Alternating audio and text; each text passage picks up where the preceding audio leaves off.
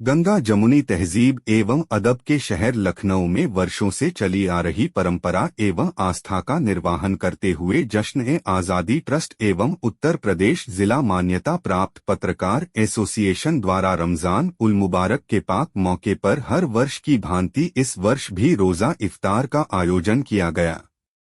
कार्यक्रम में विशिष्ट अतिथि के रूप में सम्मिलित होने सर्व धर्म के लोगों की उपस्थिति रही। अंत में आयोजकों ने सबका आभार प्रकट किया। आरएसएस टाइम्स की विशेष रिपोर्ट।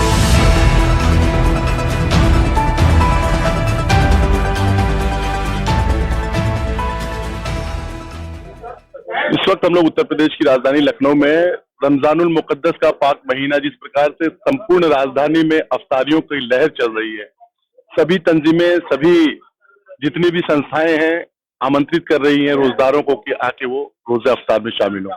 ऐसे में जश्न आजादी और मान्यता प्राप्त जिला पत्रकार एसोसिएशन की तरफ से रोजे इफ्तार का आयोजन किया गया था। हमारे बीच मुरलीधर आहूजा जी हैं। आहूजा जी, आज के प्रोग्राम की क्या रूपरेखा थी? किन किन लोगों को आपने आमंत्रित किया था? कितनी संख्या में लोग आए थे? आज जो है हमारे शहर के हर धर्म के लोग थे।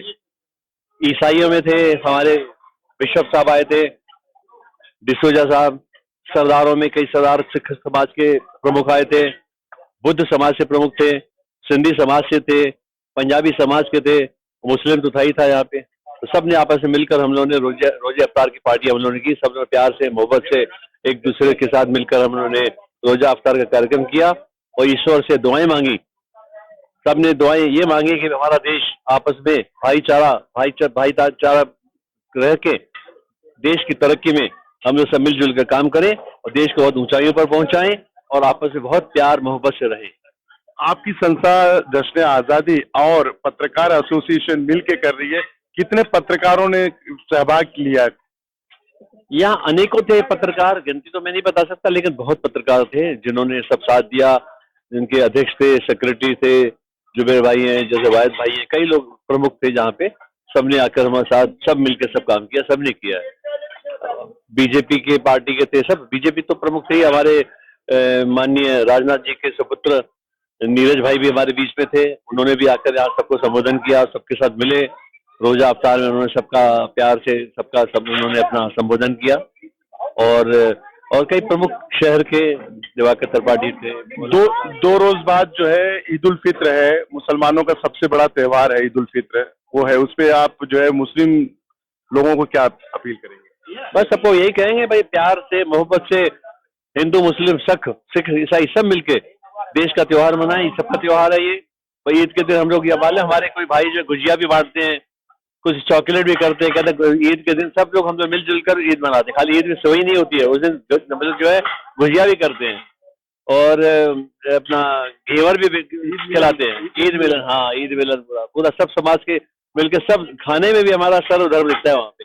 कोई हम लोग सब एक होकर हम लोग पूरे शहर को सुंदर वातावरण बनाते हैं और हम लोग का मकसद यही है कि मिलजुल कर एक दूसरे समस्या हल करें, एक दूसरे सपोर्ट करें। और एक जब आप मजबूत होंगे, हम मजबूत होंगे, देश मजबूत होगा। आपका घर मजबूत होगा, आपका घर संपन्न होगा तो देश संपन्न होगा। तो हम सबकी समानता में साथ देते हैं, कहीं भी किसी को कष्ट न हो, सब आगे बढ़े।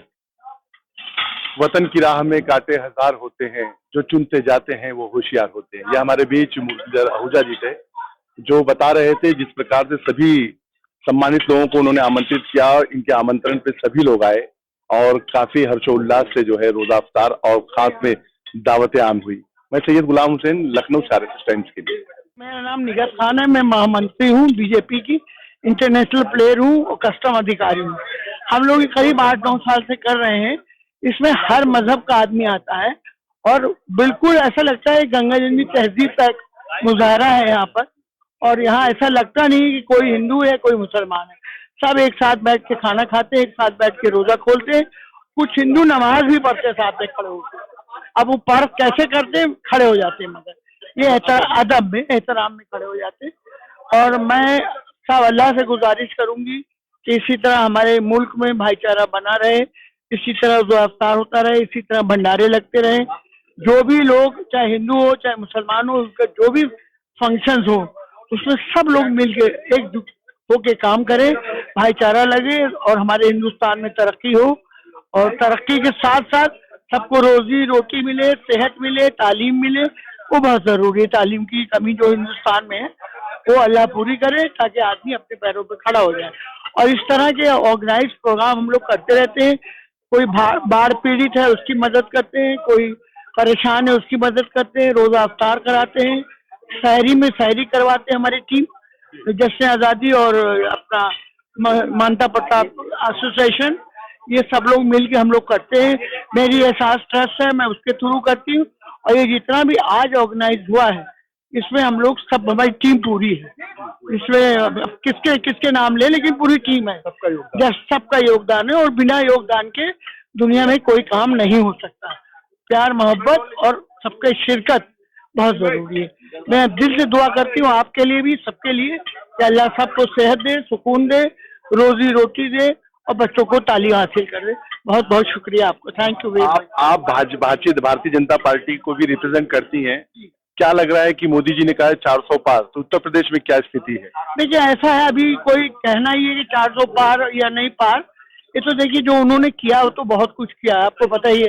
राशन बांटे हैं, लोगों कन्याओं को शादी कराई है, बाथरूम बनवाए हैं, लोगों को लोन दिया है, महिलाओं को, वो सब काम तो उनके आएगा ही। अब 400 पार हो या क्या हो इसका तो अभी हम नहीं कह सकते, लेकिन जो उन्होंने किया उसका अंजाम तो कुछ न मिलना जरूरी है। जो काम का जो दिखता है वही बिकता है। देखिए तो जो उन्होंने दिखाया है तो उनका नतीजा उनको अच्छा ही मिलेगा, मैं समझती हूँ।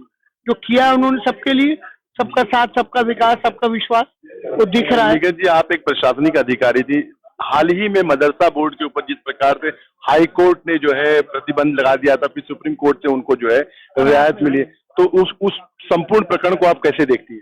देखिए ऐसा है, मदरसा कोई उर्दू में उसको मदरसा कहते हैं, वैसे हिंदी में उसको स्कूल कहते हैं।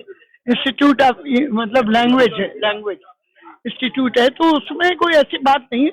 और देखिए जो चीज गलत होती है अगर, तो उसमें कोर्ट में आदमी जाता है, और जो कोर्ट में गए उससे उनको राहत मिली, और इंशाल्लाह कभी ऐसा होगा नहीं। क्योंकि आप सरकार में हैं, क्या सरकार को आप एडवाइस करेंगी मदरसे बोर्ड की जो समिति बनी है, और उसमें जो है, क्योंकि बहुत से तलबा जो स्टूडेंट थे वो और जो उस्ताद टीचर्स थे, सबके सब जो है असमंजस में थे जब तक कि सुप्रीम कोर्ट का फैसला नहीं आया। जी जी, नहीं देखिए ऐसा है ना कि ये चीज जो कोई भी दायरा है, इसको इस लैंग्वेज में शिक्षा के कहते हैं या कोई टेक्निकल लैंग्वेज है, ये डॉक्टर्स है, इसको तो बंद नहीं करना चाहिए।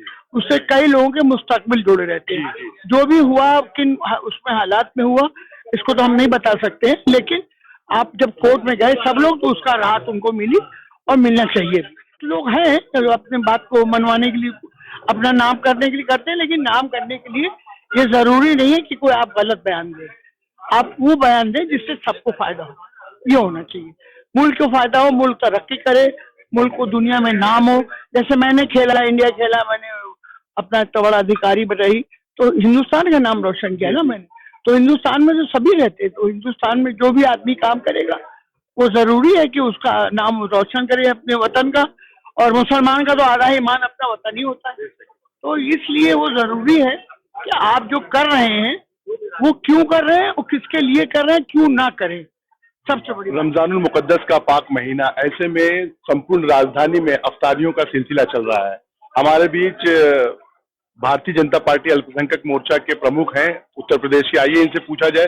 वासिद भाई, कैसा है जिस तरह से आज जो है खासकर पत्रकार एसोसिएशन द्वारा मान्यता प्राप्त और जश्न आज़ादी संगठन द्वारा जो है आज यहाँ पे इफ्तार का, कैसे देखते हैं आप?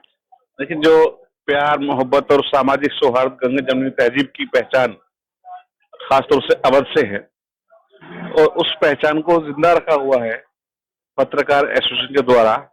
और जिस तरह से सब लोग शामिल हुए हैं और सब बड़े खुलूस के साथ, मोहब्बत के साथ एक दूसरे के साथ इस रोजा इफ्तार के प्रोग्राम में शामिल हुए, खुशामदीद किया, लोगों ने एक दूसरे से बातचीत की, रोजा इफ्तार करके सब बहुत प्यार से, मोहब्बत से, निश्चित रूप से समाज में इस तरह के प्रोग्राम का एक सकारात्मक संदेश जाता है, और जो प्यार मोहब्बत और जो दूरियां बढ़ी हैं उनको कम करने का काम करते हैं। राजधानी में इस तरह का प्रोग्राम जो है गत 15 दिनों से लगातार चला, 15 रमजान के बाद से लगातार चल रहा है। आप भाजपा के अल्पसंख्यक मोर्चे से इस बार जो है 400 पार के नारे लगा रही भाजपा, क्या अल्पसंख्यक मोर्चा आप देख रहे हैं, कैसे मुसलमानों का क्या रुझान है? अल्पसंख्यकों का खास है। देखिए, मुसलमान न दूरी है न खाई है, मोदी हमारा भाई है, इस नारे के साथ मैदान में है। और मोदी जी को प्रधानमंत्री बनाने के लिए हर बूथ पर मुसलमान तैनात है, वो लगा हुआ है मोदी जी को जिताने के लिए।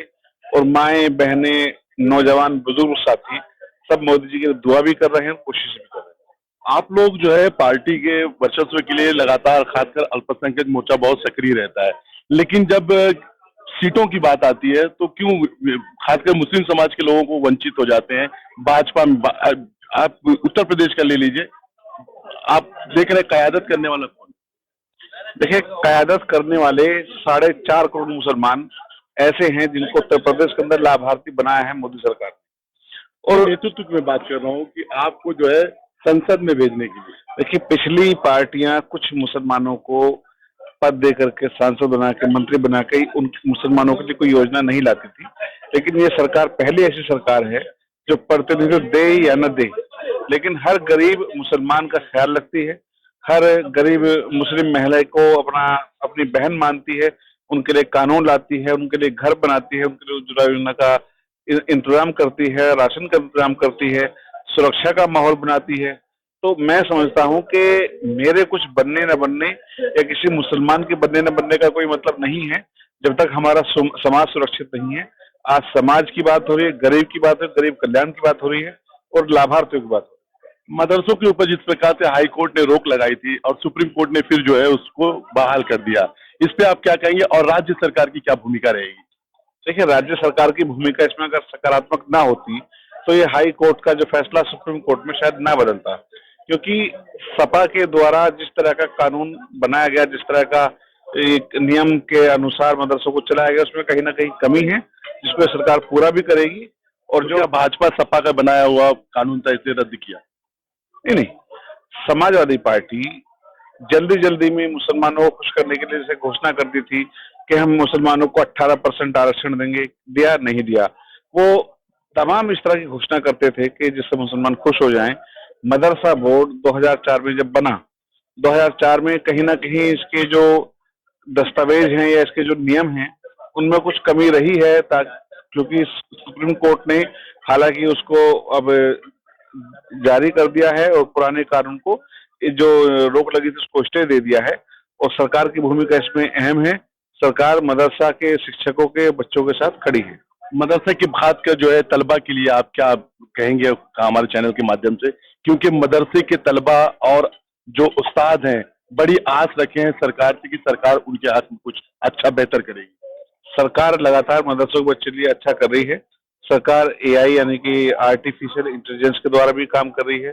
सरकार मदरसे के बच्चों को प्रोत्साहित भी कर रही है, उनको लैपटॉप भी दे रही है, उनको मिड डे मील भी दे रही है, स्कॉलरशिप भी दे रही है। और सरकार लगातार उनके लिए अच्छा बेहतरी के लिए मदरसा मॉडर्नाइजेशन स्कीम भी लेकर के आई है। सरकार अपना काम बखूबी कर रही है, लेकिन जो पिछली सरकारों के अंदर मदरसों के नाम पर कुछ पार्टी के लोगों ने अपने घरों के अंदर, कमरों के अंदर, दुकानों के अंदर मदरसों के रजिस्ट्रेशन कराए थे, उनकी वजह से मदरसा बदनाम हुआ है। सरकार उसकी जांच करा करके इसको ढर्रे पर लाएगी। उत्तर प्रदेश में भाजपा का प्रदर्शन कैसा रहेगा 2024 में? 80 की 80 सीटें हम लोकसभा की जीतेंगे और सपा, बसपा, कांग्रेस ये 0 आने वाले।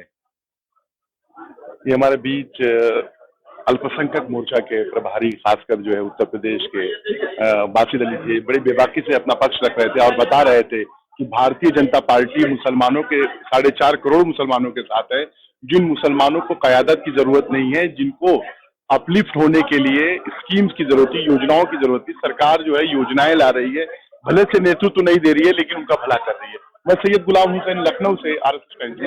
हमारे बीच अजीज सिद्दीकी जी हैं, उत्तर प्रदेश जिला मान्यता प्राप्त पत्रकार एसोसिएशन के चेयरमैन हैं और PMWJ एसोसिएशन के अध्यक्ष हैं।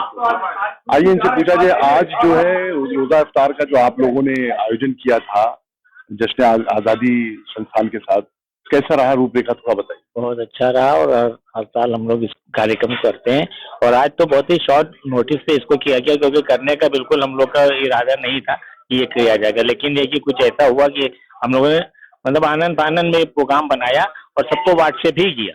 मतलब ज्यादातर लोग जो हमारे बुलावे पे आए व्हाट्सएप से ही आए, आज भी लोगों को व्हाट्सएप किया और बेचारे आ गए। ही हमें बहुत खुशी की बात है कि लोगों इतना लगा हमें कि लोग वाकई में मानते हैं और लोग दिल से जुड़े हुए हैं हम लोगों के साथ में। ये इस बात का आज बहुत एहसास हुआ है कि लोग कम से कम यहाँ पहुंचे और लोग आ गए, हमको बहुत अच्छा लगा।